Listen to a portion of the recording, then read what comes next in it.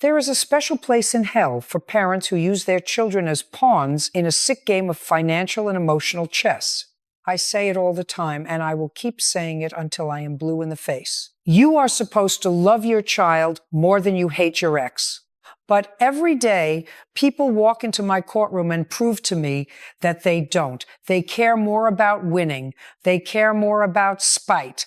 And they care more about making the other person suffer than they do about the psychological well-being of the human being they brought into this world.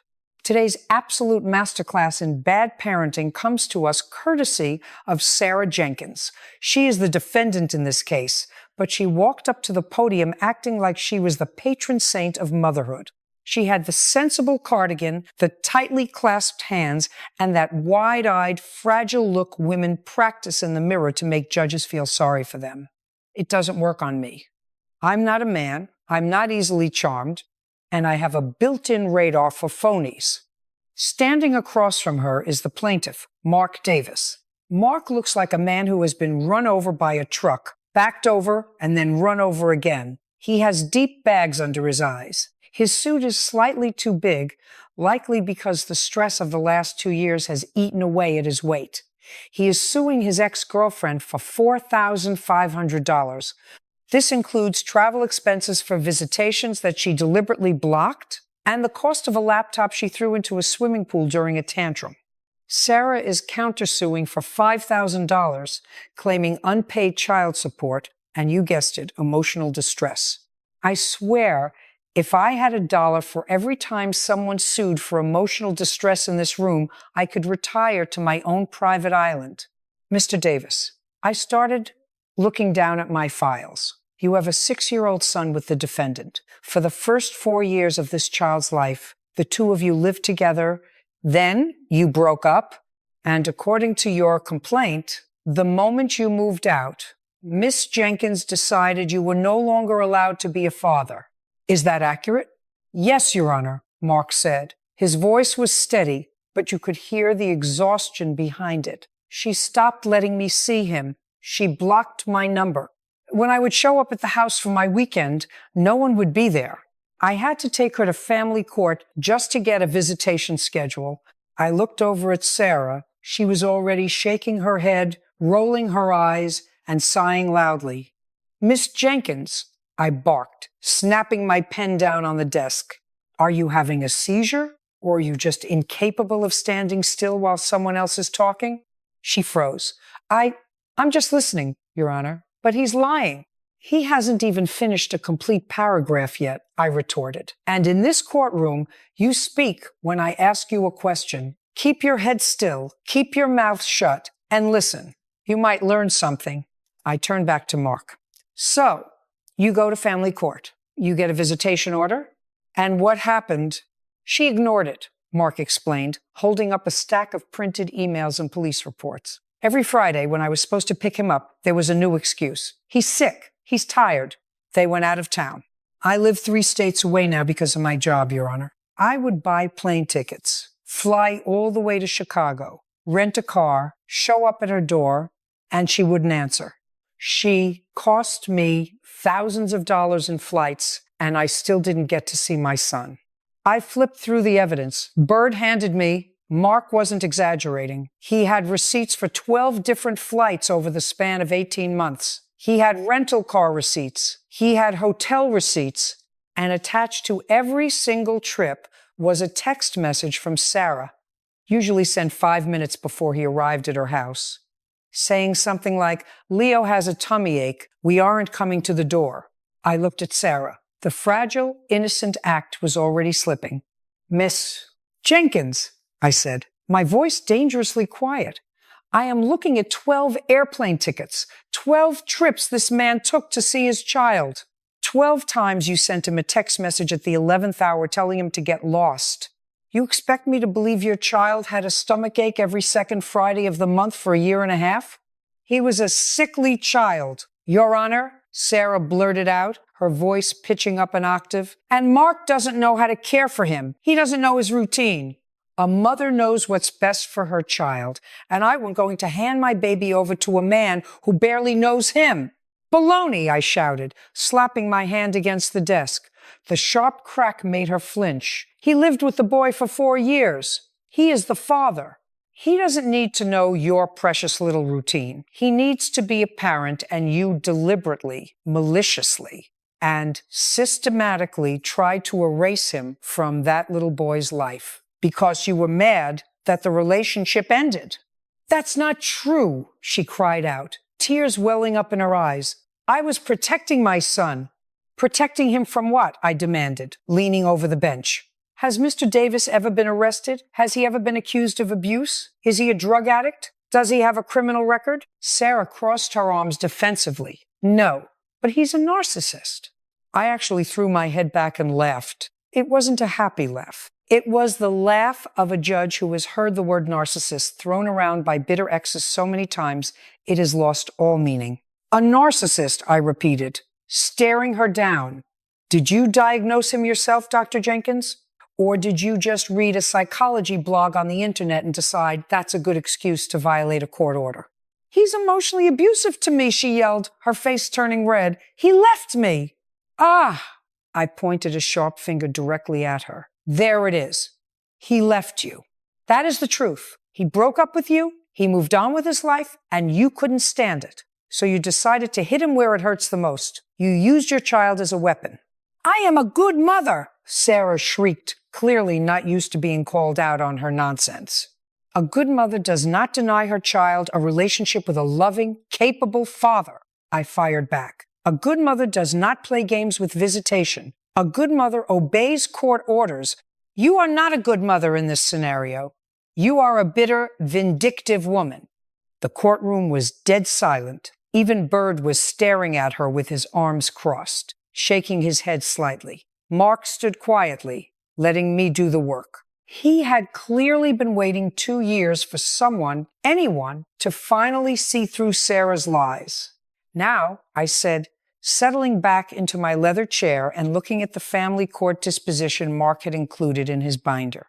Let's look at what the family court judge finally decided last month after you dragged this poor man through 2 years of litigation. Family court judges are incredibly patient. Too patient, if you ask me, but even they have a breaking point.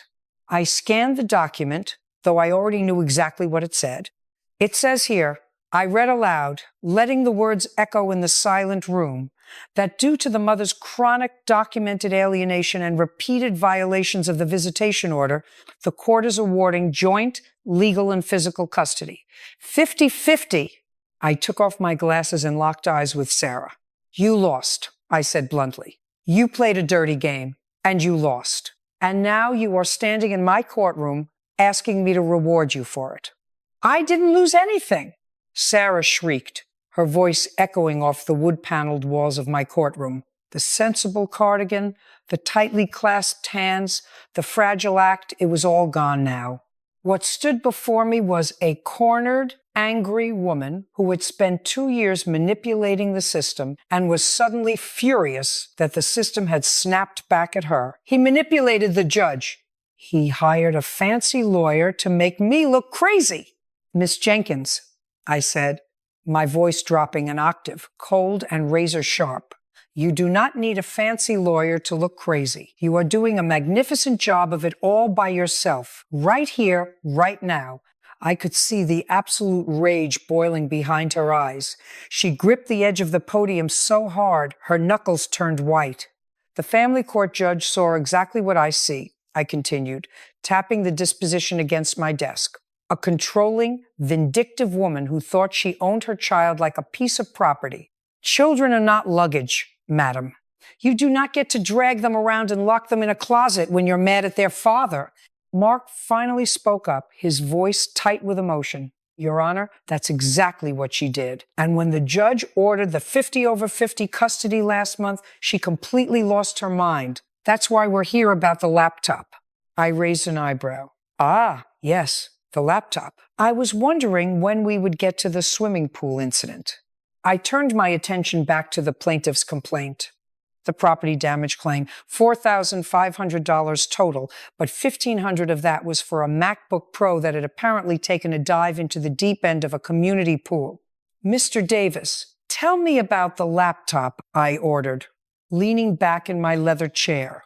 It was the day after the final custody hearing. Mark explained, taking a deep breath. I went to her apartment complex to pick up Leo for my first official court-ordered week. The judge had ordered the exchange to happen in a public place, so we met by the community pool. I had my laptop bag over my shoulder because I was flying out for work later that day with Leo. He paused, clearly reliving the memory. She walked up with Leo, but she wouldn't let go of his hand. She was screaming at me, calling me names in front of our son, telling me I was a deadbeat and a piece of garbage. Is that true, Miss Jenkins? I interrupted, shooting her a glare. Did you throw a temper tantrum in front of a 6-year-old boy because you didn't get your way in court? I was emotional, Sarah defended herself loudly. I was losing my baby half the time. A mother's bond is sacred. Oh, stop it, I snapped, waving my hand dismissively. Do not use the word sacred in my courtroom when you are behaving like a spoiled toddler. You were throwing a fit. What happened next, Mr. Davis? I asked her to calm down and let Leo go, Mark continued. I bent down to hug him, and when I did, my laptop bag slipped off my shoulder onto the ground. She grabbed the bag by the strap, swung it over her head, and chucked it straight into the deep end of the pool. I looked down at the pictures and evidence. Exhibit B, a soggy, ruined $1,500 MacBook Pro sitting on a pool deck, dripping water. I looked up slowly, fixing my gaze on Sarah. Miss Jenkins, I said, my voice dangerously calm. Did you throw a $1,500 piece of electronics into a body of water? She scoffed, crossing her arms defensively. I didn't know the laptop was in there. It was just a bag, and he was getting in my face. I stared at her in sheer disbelief. You didn't know the laptop was in the laptop bag? Are you an idiot, or do you just think I am? I didn't think about it, she argued back, her voice rising again. It was a heat-of-the-moment thing. He provoked me. He knew how upset I was about the custody arrangement, and he was standing there looking smug. Looking smug, I repeated, letting the words hang in the air. So, let me get this straight. The father of your child, who has spent 2 years and thousands of dollars fighting for his legal right to see his son, finally wins. He shows up to collect his child, as ordered by a judge, and because you think he looks smug, you destroy his personal property. And your defense is that you didn't know the laptop was in the bag? I leaned forward, clasping my hands tightly together on the desk. I don't buy it, I said flatly. I don't buy it for a single second. You knew exactly what you were doing. You were angry, you were losing control, and you wanted to hurt him.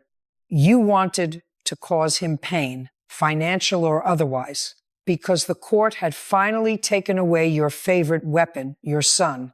Sarah's face went pale, but her eyes were still blazing with defiance. He owes me child support, Judge. That's why I'm countersuing him. He owes me $5,000 in back child support from the 2 years he wasn't around.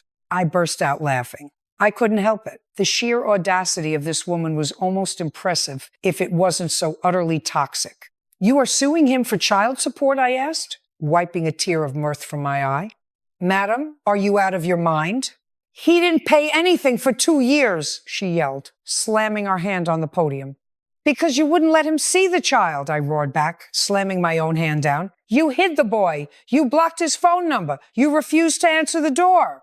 You systematically shut him out of his child's life, and now you want him to write you a check for the privilege of being alienated?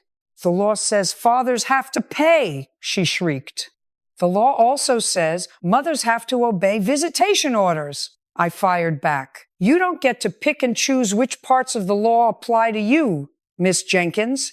You don't get to ignore a judge's order for 2 years, deny a father his rights, and then turn around and hold your hand out for cash. I turned to Mark. Mr. Davis, did you ever offer to pay child support during those 2 years?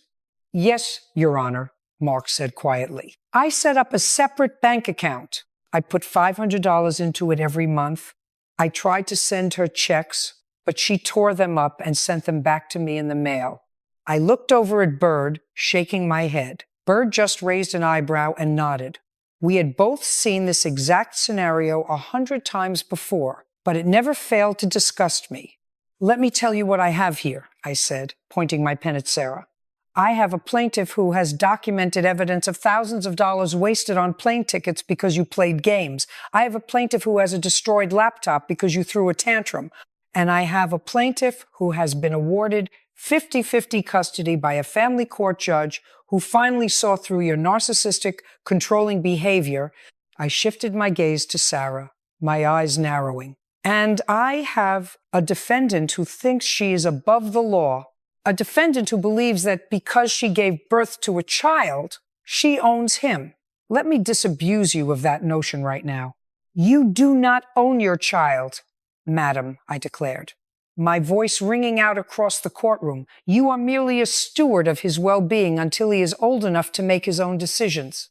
And let me tell you something about human nature, something you clearly have not figured out yet. Children grow up, and when that boy turns 18, he is going to look back at the way you behaved.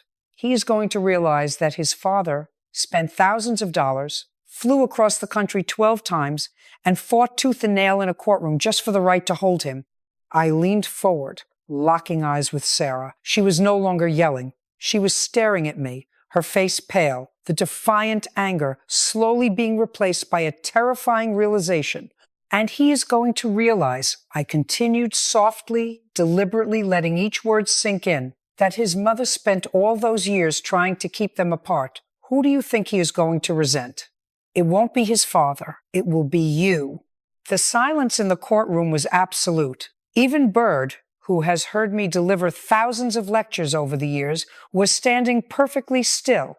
Sarah opened her mouth to speak, but nothing came out. For the first time since she stepped into my courtroom, she had nothing to say. I turned my attention back to the files in front of me. The drama was over. It was time for the math. "Mr. Davis," I said briskly, adjusting my glasses, "let's review the damages. You have submitted receipts for 12 round-trip flights from your home to Chicago. The total cost of those flights, according to your summary, is $3,000. "Yes, Your Honor," Mark replied, his voice calm and steady. "And you have a receipt for the MacBook Pro that Miss Jenkins threw into the swimming pool, which cost $1,500.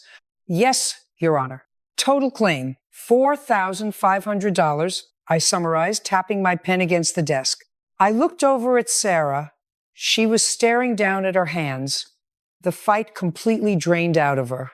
"Miss Jenkins," I said sharply. She jumped slightly and looked up. "You are countersuing for $5,000 in unpaid child support." "Yes, Judge," she mumbled, her voice barely a whisper. "I am dismissing your countersuit with prejudice," I announced, slamming my hand down on the papers. "You do not get to come into my courtroom with unclean hands and ask for a handout. You deliberately and maliciously thwarted court-ordered visitation. You returned the child support checks he attempted to send you. You cannot sabotage a man's attempt to be a father and then complain that he wasn't paying you for the privilege of being alienated." I paused, making sure she understood exactly what I was saying. "You created this mess, and you are going to lie in it. Your countersuit is dismissed." I turned back to Mark. "As for your claim, Mr. Davis, the law is very clear. When a party intentionally destroys another person's property, they are liable for the replacement cost. Miss Jenkins threw your $1,500 laptop into a swimming pool because she was throwing a temper tantrum. She owes you $1,500 for the laptop." I looked down at the flight receipts. This was the tricky part. Small claims court is generally not the venue to relitigate family court issues, but these were actual, quantifiable financial damages incurred because of a direct violation of a court order. Now, regarding the travel expenses, I continued, speaking slowly. "You spent $3,000 flying across the country to see your son, only to be turned away at the door 12 separate times. Miss Jenkins' actions were not just vindictive. They were a deliberate violation of a legal order. She cost you that money just as surely as if she had reached into your wallet and stolen it." I looked at Sarah one last time. You thought you were being clever, didn't you? You thought you could just send a text message and make him go away. You thought there would be no consequences. I picked up my pen. Well, today is the day of consequences. I am finding for the plaintiff in the full amount of his claim, $4,500. Sarah gasped, her hands flying to her mouth. $4,000. I can't pay that, Judge. I don't have that kind of money. Then you should have thought about that before you started throwing laptops into swimming pools and playing games with airplane tickets. I snapped. Actions have consequences, financial consequences. You will pay Mr. Davis the $4,500. I looked at Mark. He looked like a man who had just had a massive weight lifted off his chest. The 2 years of stress, the exhaustion, the constant battling, it was finally over. He had won the custody battle, and now he had won the financial battle. But more importantly, he had been validated. Mr. Davis, I said, my voice softening slightly, you fought hard for your son. Don't ever stop fighting for him. He needs a father like you in his life, especially when he has to deal with a mother who behaves like she does. I pointed my pen at Sarah. And you, madam, I suggest you go home and take a long, hard look in the mirror. You have a 50-over-50 custody arrangement now. That means you are going to have to deal with Mr. Davis for the next 12 years. If you continue to play these games, if you continue to try and alienate that child from his father, you will find yourself back in family court, and next time, you might lose custody altogether. I leaned forward, making sure my final words landed with maximum impact. Grow up, Miss Jenkins. For your son's sake, grow up. I slammed my gavel down with a sharp, decisive crack. Judgment for the plaintiff in the amount of $4,500. Countersuit dismissed. We are finished here. I stood up from the bench, not waiting for them to leave. I had said everything that needed to be said. Bard, clear the courtroom, I ordered as I turned to head to my chambers. And please tell me the next case isn't a custody dispute. I've had my fill of bad parenting for one day.